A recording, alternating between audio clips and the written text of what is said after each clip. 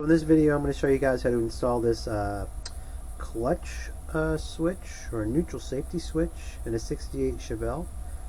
This was listed on eBay. It was for Pontiac or Le Mans or Buick. I figured this would these cars are pretty much the same. A lot of parts are interchangeable, so we'll just see how this goes. So you got to take out the clutch brake pedal, etc.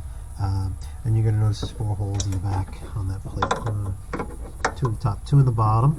And you're going to notice these 2 holes right here. There's 2 right there. So what you're going to pick for this, the hole you're going to pick is this top one in the back.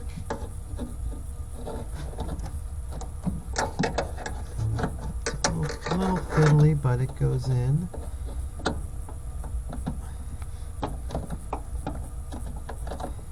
Go. And then you're gonna just walk it back a little, and then it fastens to this hole right here. So I'm gonna go ahead and fasten that, and I'll be right back.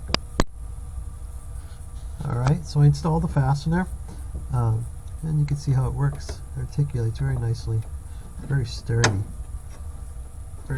on there.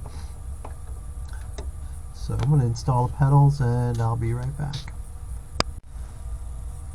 Okay, so I reinstalled the pedals. You can see the switch is in place, and you can see when you depress the clutch pedal, it moves nicely, no binding.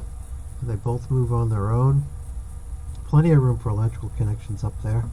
The rod is clear. There's not going to be any interference with the clutch rod there. I hope this helps you out, guys, and thanks for watching.